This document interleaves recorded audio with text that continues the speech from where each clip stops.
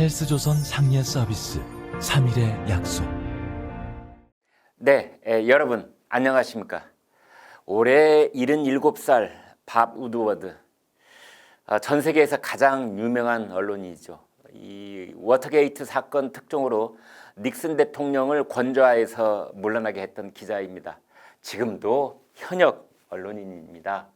워싱턴 포스트 부편집장인데 그가 트럼프 대통령을 무려 18번이나 인터뷰를 한 뒤에 내놓은 책 경로, 레이즈, 이 책이 지금 지구촌 화제입니다.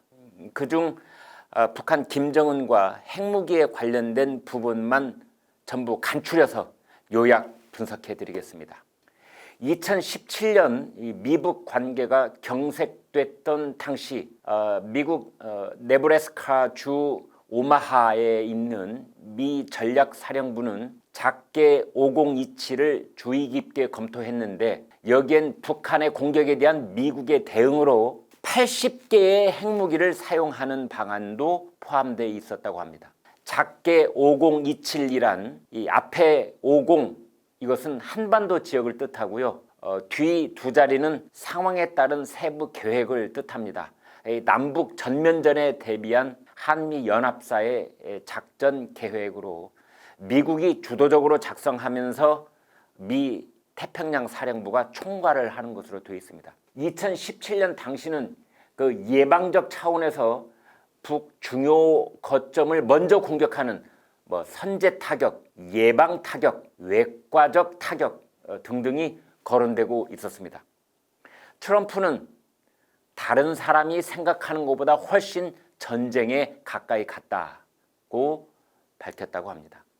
자, 그렇다면 이 80개의 핵무기를 북한에 쏟아 부을 경우 어떤 핵무기를 염두에 두었던 것일까요? 트럼프 대통령은 우드워드와 인터뷰에서 나는 이전에 이 나라에서 아무도 갖지 못한 핵무기 시스템을 개발했다, 그렇게 말했다고 합니다. 이어서 우리는 푸틴이나 시진핑이 들어본 적도 없는 것을 갖고 있다. 우리가 가진 것은 엄청나다. 그렇게 과시했다고 해요. 우드워드는 나중에 익명의 관계자들로부터 미군이 보유한 새로운 기밀무기 시스템에 대해 확인을 받았다고 했습니다. 군사 전문가들은 트럼프가 말했던 새로운 핵무기 시스템이란 북한 지도부나 군사 거점에 대한 초정밀 타격이 가능한 극소형 핵무기를 뜻할 수 있다고 분석했습니다. 주변에 방패 역할을 하는 민간인의 피해를 최소화하는 핵무기라는 것입니다. 청와대는 이례적으로 작게 5027에는 핵무기 사용 계획이 없다, 이렇게 부인했습니다. 어느 쪽이 맞을까요? 우드워드가 맞게 썼을까요? 아니면 청와대 관계자의 발언이 맞을까요? 한 가지 분명한 것이 있습니다. 일단 전쟁이 터지면 그 이전까지 세웠던 모든 계획은 없던 것이나 마찬가지라는 점입니다. 그날이 새로운 상황이기 때문이지요. 또 하나는 미국의 군사 작전은 동맹국이나 정치권과 사전 논의를 하지 않는다는 원칙을 갖고 있습니다. 2017년 7월 미군이 실제로 전술 미사일 에이테킴스, 그 미사일을 동해상으로 발사했는데 북한 김정은이 ICBM을 발사하면서 참관했던 그 텐트에 정확한 거리를 맞췄고 방향만 동해 쪽으로 틀어서 쏘았다고 했습니다. 그런데 트럼프는 이듬해 6월 싱가포르에서 김정은을 만났을 때 당신을 제거하고 싶지는 않다, 그렇게 말했다고 합니다. 미국과 핵무기 포기를 합의한 뒤 결국 제거된 리비아의 독재자 무아마르 카다피를 암시하면서 나는 당신을 제거하고 싶지 않다, 이렇게 말했다는 것입니다. 2017년 9월 22일 이 북한은 수소폭탄을 실험하겠다면서 미국을 위협합니다. 다음 날인 9월 23일 미국은 죽음의 백조, 이 전략폭격기 B-1B 랜서 등 전투기 20대를 동원해서 동해상 북방 한계산 너머로 모의 공습 비행을 합니다. 그러자 문재인 정부는 미국이 너무 멀리 나갔다면서 불만을 표시했다고 합니다. 자, 여기서 B-1B 전략 폭격기 죽음의 백조, 이 폭격기는 어떤 유력을 지녔을까요? 최대 마하 1.2로 미국의 3대 전략 폭격기 중 B-52나 B-2보다 빨라서 괌에서 한반도까지 불과 2시간이면 된다고 합니다. 기체 내부에는 34톤, 외부에는 27톤, 최대 61톤의 폭탄을 적재하고 투하할 수 있습니다. 레이저 유도 폭탄인 가이디드 밤 유닛 GBU-31과 GBU-38 등 합동 직격탄, 장거리 공대지 순항 미사일 제즘, 이러한 폭탄은 수백 킬로미터 밖에서도 정밀 타격이 가능합니다. 유사시에는 폭탄의 어머니로 불리는 GBU-43 혹은 지하 60m까지 파괴할 수 있는 GBU-57 탑재도 가능합니다. MK-84, MK-82 이 같은 폭탄도 수백 발이나 무장할 수 있는데요. 재래식 폭탄만으로도 평양 지휘부와 지하 벙커, 핵 미사일 기지 등을 초토화시킬 수 있습니다.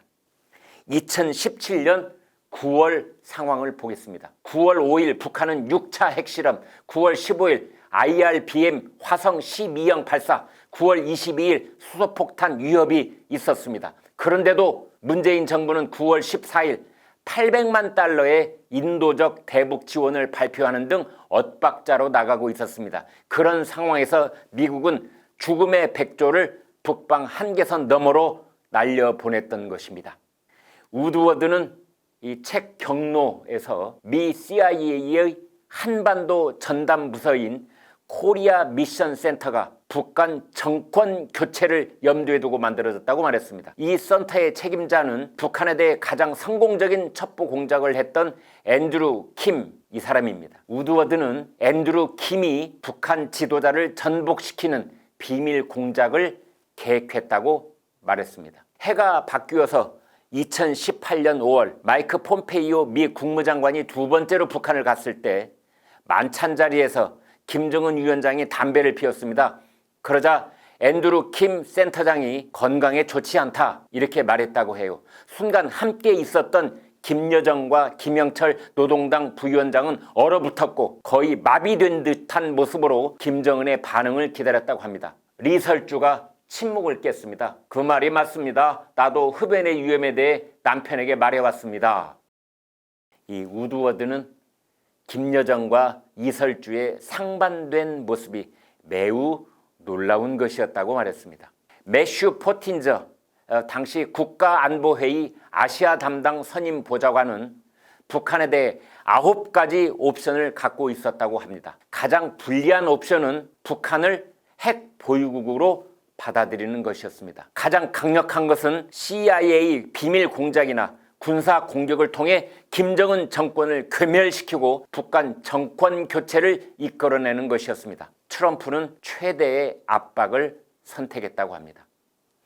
미국은 2차 세계대전이 끝난 뒤에도 한반도에서, 베트남에서, 아프간에서, 중동에서 한 번도 전쟁을 멈춘 적이 없는 나라입니다. 미국은 세계에서 전쟁을 가장 잘할 줄 아는 나라입니다. 미국은 미국을 뺀 전 세계의 군사력을 모두 합한 것보다 더 강력한 군사력을 갖고 있는 나라입니다. 그런 나라가 북한에 대해 80개의 핵무기 공격을 계획했었고 김정은의 텐트까지 정확하게 거리를 계산한 에이테킴스 미사일을 동해로 발사했었다고 우드워드의 책 경로에서 말하고 있습니다.